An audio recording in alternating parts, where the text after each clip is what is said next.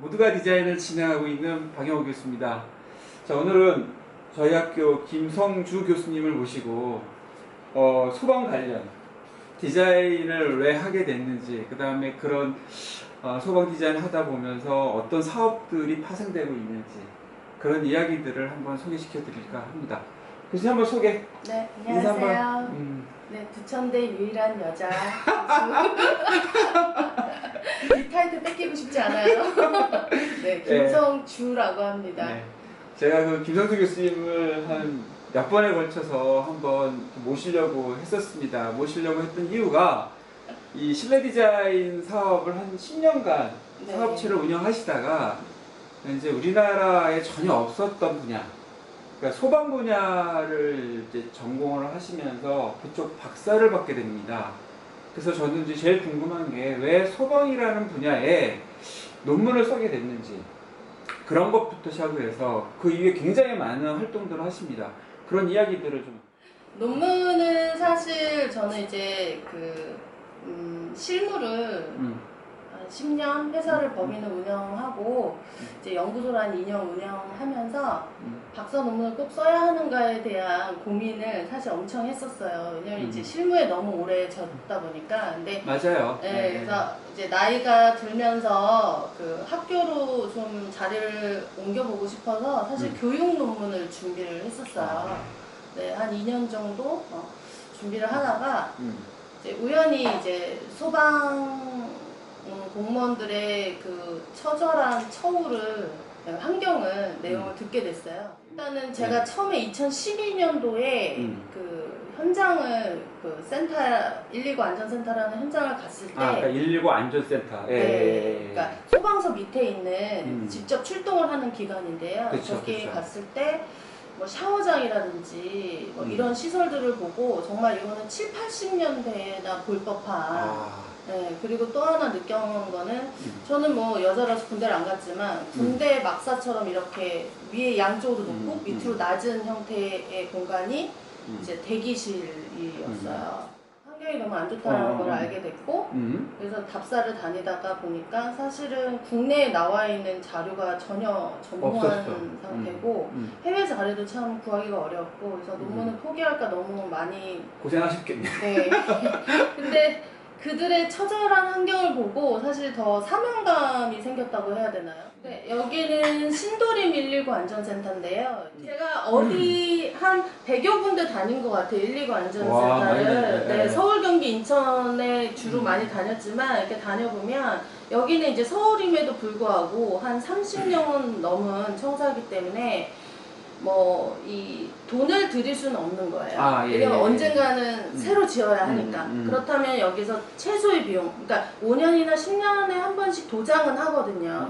그래서 그럼 제가 거기서 착안한 거는 같은 도장이면 좀 컬러를 넣어주자. 유일하게 이제 벽이 하얀 데는 학교랑 네, 소방서, 관공서, 그렇죠. 네, 이런 병원도 있습니다. 네. 네. 네, 지금 이제 그래서 그들에게 이제 여기가 사무실이에요. 그러니까 이제 출동하기 전에 업무를 보고 있는 공간인데, 이 공간이 거의 낮 시간에는 풀로 차는 공간이고요.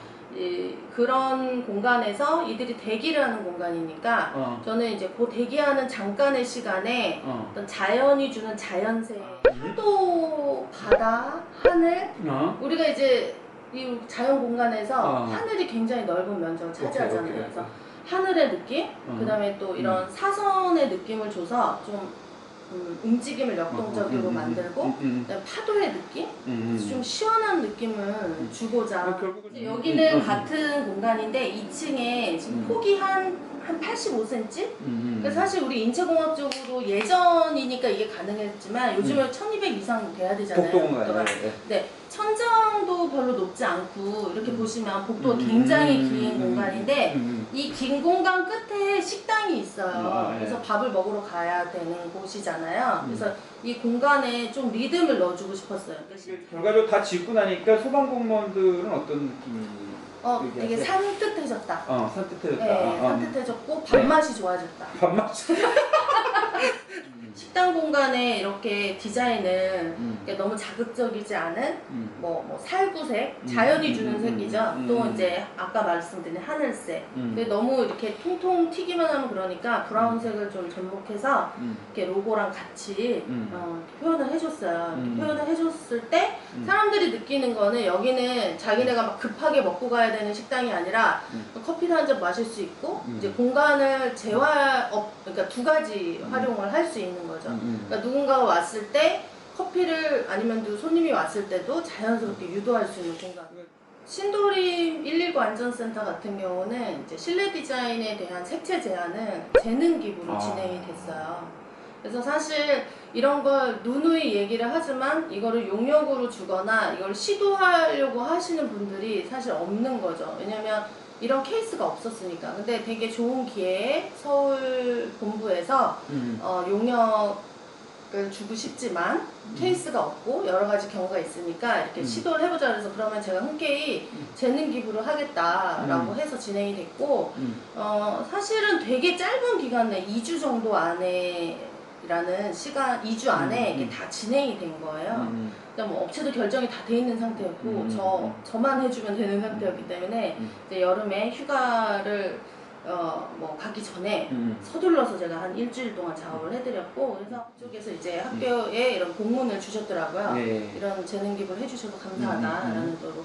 근데 이런 재능 기부를 한 부분이 이제 신문 기사에 나가고 그래서 인천 소방에서 연락이 왔어요. 그래서 요번에 새로 지어지는 옥년 119 안전센터라는 곳이 신축인데 이런 신도림에 했던 우리 인천 옥년만에 컬러를 좀 넣어줬으면 좋겠다. 그래서 여기는 이제 복도 공간에 이런 꽃이 가지고 있는 피치 색깔하고 그다음에 여기 천정에 약간 이렇게 들어가는 핑크 개념하고 빈 공간을 색채로 채워줌으로써 올라가고 내려가는 공간에 이렇게 컬러를 적용해줬고요. 그리고 또 하나는 여기는 참 특이하게 복도가 굉장히 긴 공간이었는데 이렇게 빈 화이트로 된 공간에 이런 테크닉을 좀 이용해서 면적인 분리를 좀 시켜주고 주방 공간에도 이렇게 이제 내부에 컬러를 좀 적용해줬죠. 그래서 여기는 만족도 조사를 했어요. 비포를. 그거 재밌네요. 네, 그래서 나중에 논문으로 쓸까 하죠. 그래서 만족도 조사를 했는데 그 전후에 이 평가가 굉장히 정확하게 나오더라고요. 그러니까 다른 소방서, 그러니까 인천에 119 안전센터가 한 60개 정도 되는데 60개 좀 미만인데 거기에 없는 유일한 이제 이런 색채를 하니까 직원들도 약간 프라이드를 가지고 뭐 자기네 119 안전센터가 제일 좋다. 뭐 이런 표현을 하시는 개념을 이제 여기서 발견할 수가 있었어요. 그래서 어떻게 보면은 퀄리티가 높다고 표현할 수 없지만 캐주얼하게 편하게 접근하는 그런 개념으로. 그러니까 이거는 조금 연구비를 받으신 겁니까? 근데 요거는 아직 조금 네, 근데 뭐 비용과 상관없이 제가 사업을 열심히 했잖아요. 사람을 디자인하는 단계로 넘어가고 계시잖아요. 네. 그게 이제 힐링 프로그램으로 얘기가 되고 있는데 지금 이 힐링 프로그램은 사실 이제 대상이 가족들이잖아요. 그렇죠. 소방과 공무원들, 그다음에 소방공무원 가족들. 그래서 그 힐링 프로그램을 준비하려다 보니까 교수님이 굉장히 많은 그 자격증도 tab니다. 네. 여러분 상상할 수 없는 자격증을 따세요. 김 교수님이 한번 제가 나열해 드릴게요. 미술 심리 치 사 자격증이 있으시고 두꺼운 자격증이 화해 장식 기능사가 있습니다.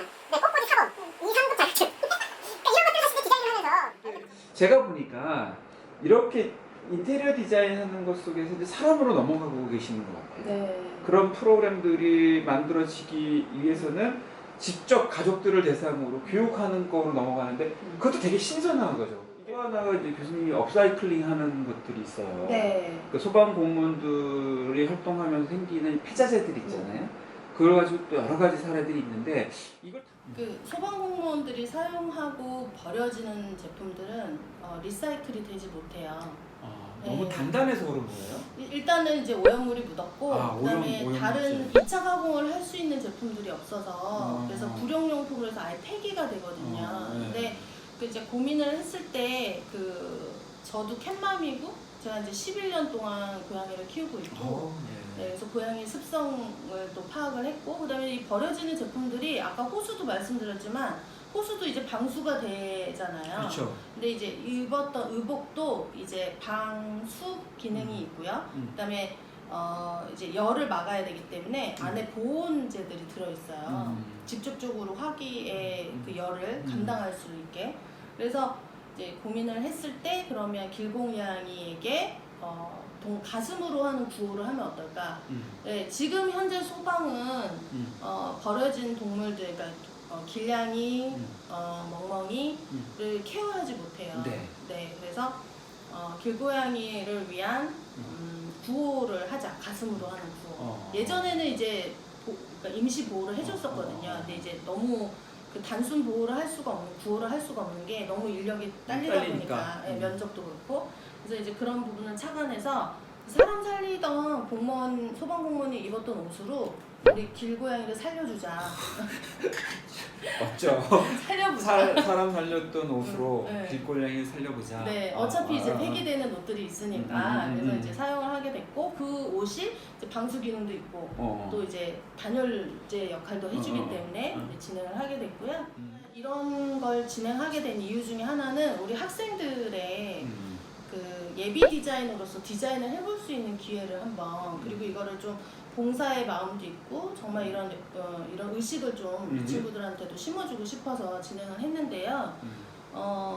예를 들면 우리 학생들이 나중에 사람이 사는 집을 계획을 해야 되잖아요. 실내 공간을 계획을 해야 되는데 그러면 자기가 키우는 펫에 대한 연구를 통해서 나중에는 이제 사람으로 변하겠죠. 그래서 우리 고양이나 강아지의 어떤 습성을 충분히 연구를 통해서 디자인을 할 수 있게. 그래서 향후에 이런 것들이 계속 하려면 가장 큰 애로사항이 뭡니까? 지금까지 해보실 때. 일단은 이제 뭐 여러 가지 애로사항들이 있지만 인식에 대한 개선이 가장 필요하고요. 그 인식의 개선이 누구의 인식인가? 소방 공무원과 우리 국민 전체인 거죠. 전체. 네, 예전에 제가 12년도에 카메라 들고 그 소방서 공간 찍으러 가면 어떻게 보셨어요? 약간 이제 네, 되게 부담스러워. 근데 최근에 가면 그래도 시간이 지났잖아요. 그래서 정확하게 인식하고 여기에 이런 문제가 있습니다 이렇게 얘기를 해줘요. 그래서 저는 많이 개선됐다고 보거든요. 딱 정리해 봅시다. 디자이너로서, 그 다음에 교육자로서, 소방 이런 무엇입니까? 이렇게 정리하면 뭡니까? 멋지지 않나? 소방이라고 하는 것을 우리가 따로 특별히 정해야 될 필요는 없는 것 같아요. 그냥 삶의 일부분인데 우리가 너무 당연하기 때문에 인식을 제대로 못하는 것. 네, 그리고 우리가 웰빙의 시대를 지나서 이제 세이프티의 삶을 살고 있고 그리고 그것을 가장 우선으로 하는 지금 현 추세이기 때문에 저는 앞으로 사실 무궁무진하게 더 좋아질 거라고 판단을 하고 있고요. 사실 디자이너로서는 도전할 수 있는 부분이 굉장히 여러 방면으로 있다고 생각합니다. 우리가 주변에 정말 예쁘고 화려한 디자인 속에 갇혀져서 진짜 우리가 필요한 것들이 무언지 모르고 살아가고 있는 이 시대에 정말 환경을 개선해야 될 그런 사람들을 대상으로 그것도 어떤 큰 이익이 없는데도 불구하고 지금까지 해오신 거에 대해서도 개인적으로 응원해드리고 이런 것들이 향후에도 많은 분들의 관심을 통해 가지고 응원을 받았으면 하는 바람으로 이 인터뷰를 마치고 싶은데 어땠어요? 네. 하여튼 교수님의 모든 일을 제가 응원하겠습니다. 네, 감사합니다. 오늘 시청해 주셔서 감사하고요. 이 모두가 디자인은 이렇게 정말 우리 모두가 함께 고민을 해야 될 대상들을 이야기하고 싶습니다. 그런 것들 여러분들 저한테 거꾸로 주제를 또 주시면 저희가 주제를 찾아서 또 이야기를 한번 나눠보도록 하겠습니다. 감사합니다. 완전